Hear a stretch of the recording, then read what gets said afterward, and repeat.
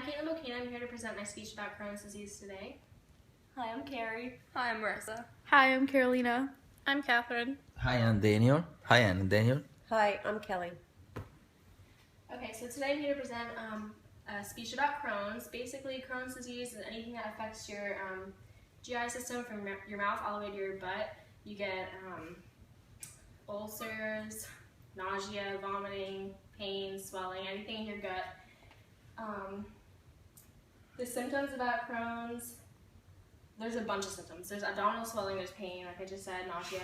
There's joint pain, which other people don't realize. It's not just in your stomach. People, when they hear about Crohn's, it's like, oh yeah, it's a stomach ache. No, it's not strictly just a stomach ache. There's joint pain, your joints swell. There's eye problems, there's skin problems. You have ulcers, you can get fistulas. There are,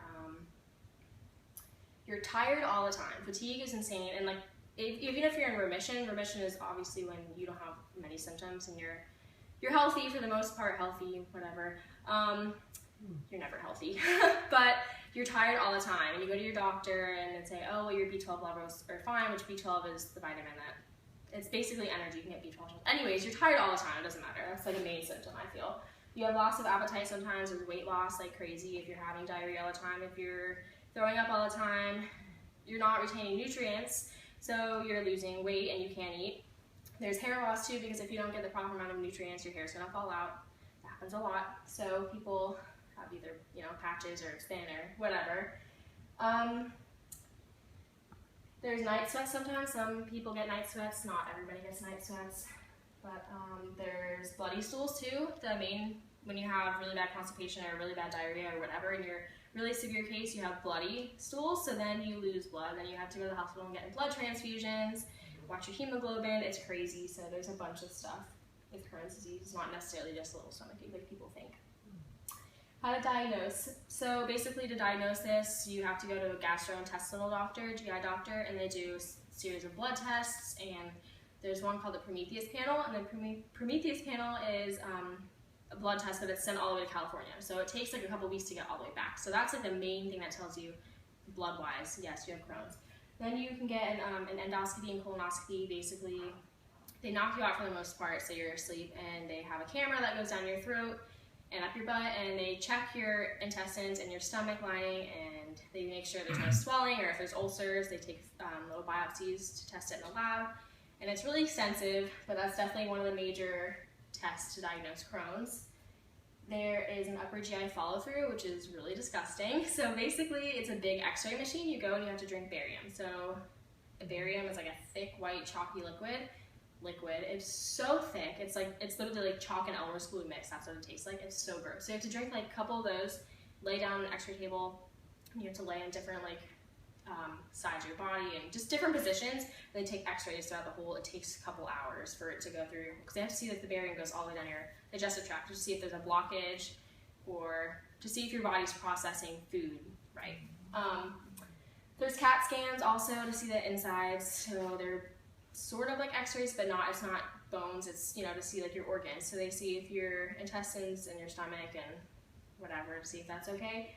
And then they have ultrasounds also. So just, the ultrasound on your stomach to make sure your insides are working properly. And here are pictures. It's kind of hard to see in camera, but here's just blood tests, and then that is a colonoscopy and an endoscopy.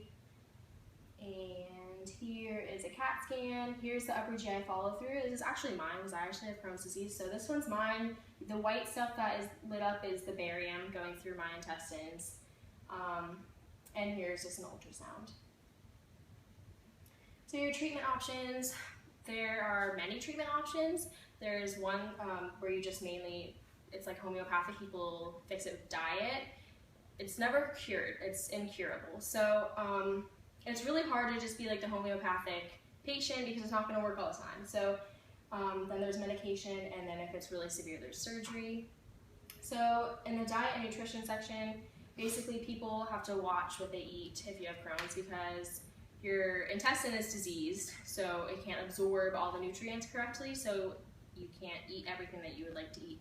Most of the cronies, that's what they call them if you have Crohn's cronies, they have to watch their fiber intake, so you can't have any fruits, vegetables, nuts, seeds, whole grains, anything that's really healthy for you, you can't have that many. So, but others have to watch fried foods, dairy, gluten, anything like that. The medication is there's immunosuppressant drugs, and that suppresses your immune system, so that also makes people get sick easier because if your immune system is basically attacking itself, so if you're on immunosuppressant drugs, then it's gonna suppress your immune system so it doesn't work as effectively, but then you're gonna become sick more often. And then there's steroids also to reduce the inflammation. There are antacids because your stomach is usually really acidic and it feels gross. There are painkillers, and then there's antibiotics in case you get an infection. The last resort is surgery, so if you have a really severe case and the medication's not working, you have to have some of that diseased intestine removed. And if it's bad enough, they might come out with a colostomy bag. So colostomy bag is basically your intestine coming up to the surface and it drains into a bag. And then here's just pictures of me in the hospital, and that was part of my surgery. Like they had a picture at the doctor's office, and then you can see my part, you can see all the hair falling out. So that is basically Crohn's disease.